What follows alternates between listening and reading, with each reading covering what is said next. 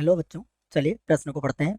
मान लीजिए कि किसी समांतर श्रेणी के प्रथम n पदों का योग Sn है से निर्दिष्ट किया जाता है और यदि S 2n बराबर 3 Sn है तो S 3n अनुपात Sn बराबर है। और इसके लिए हमें विकल्प दिए गए हैं।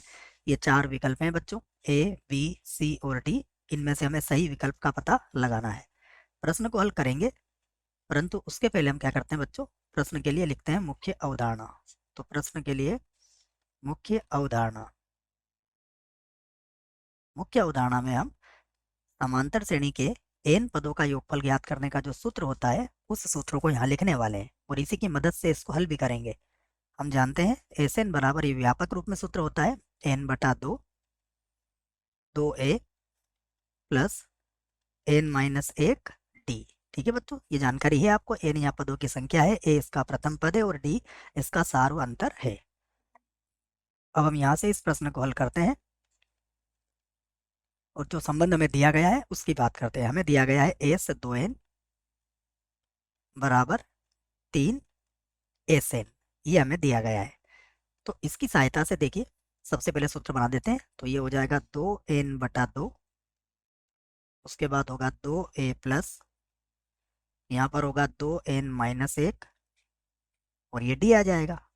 यहाँ पर होगा 3, फिर n/2 कोष्टक 2a plus n-1 d।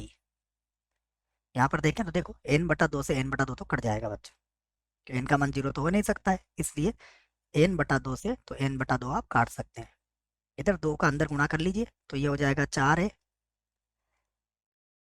4a plus ये होगा 2n-1 और 2t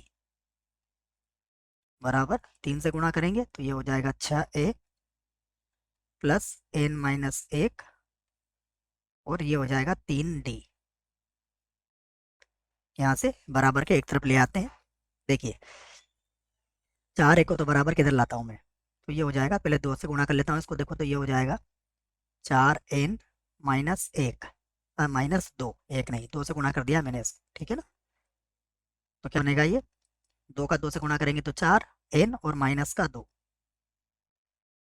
और यहाँ पर हो जाएगा d और माइनस 3 से गुणा कर लेंगे तो ये होगा 3n माइनस का 3 और यहाँ भी हो जाएगा d बराबर 6a में से 4a जाएगा तो कितना a बचेगा, 2a बच जाएगा।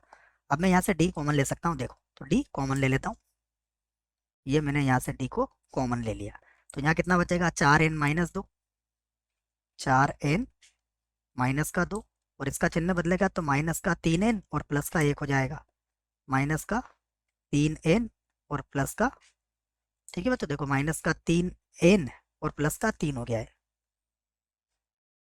और बराबर कितना हो गया, 2a। यहाँ से 4n में से n गया तो कितना बचेगा, n बचेगा और 3 में से 2 गया तो 1 बचेगा, तो ये हो गया d और यहाँ पर बचा n+1।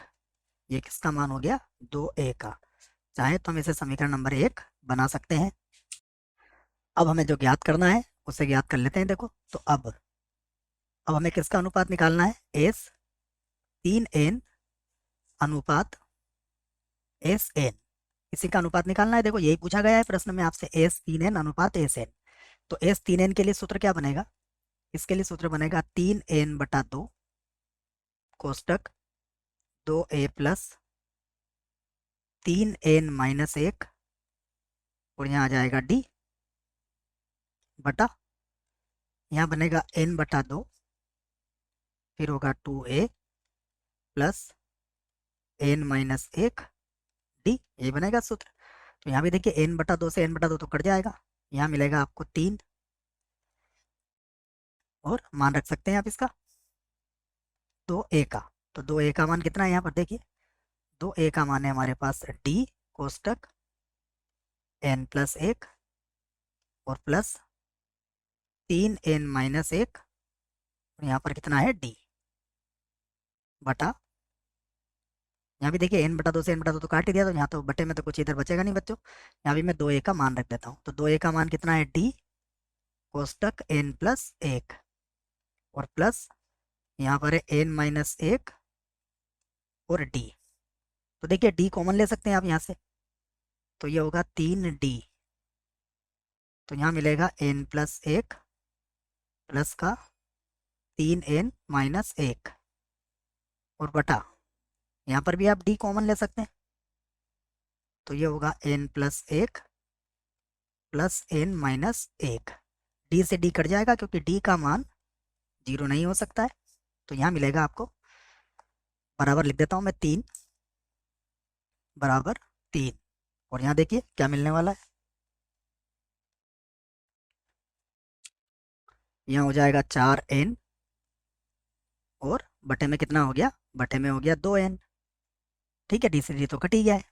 देखिएगा बच्चों, यहाँ मिलेगा क्या, डी से डी कट गया आपका, तो ये 4n हो गया और n 2n हो गया, तो 2 से n कट जाएगा और ये कितनी बार कट जाएगा देखो, तो ये आ गया हमारे पास 6:1 या फिर 6। ये किसका मान था, मैं लिख देता हूँ, ये हमारे पास था s 3n बटा sn का, यही अनुपात तो हमसे पूछा गया था। देखिए s 3n अनुपात sn, तो हमारा उत्तर यहाँ पर आ चुका है। यहाँ लिख देता हूँ मैं कि यही हमारे प्रश्न का क्या है, उत्तर है। विकल्प देखते हैं कौन सा विकल्प अब सही होगा। तो विकल्प की बात करें तो देखो ये तो गलत हुआ, विकल्प बी में आ रहा है 6, इसका मतलब विकल्प बी जो है ये इस प्रश्न के लिए बिल्कुल सही विकल्प है। ये भी गलत होगा और ये भी गलत होगा। मुझे आशा है बच्चों प्रश्न का उत्तर समझ में आया होगा। धन्यवाद।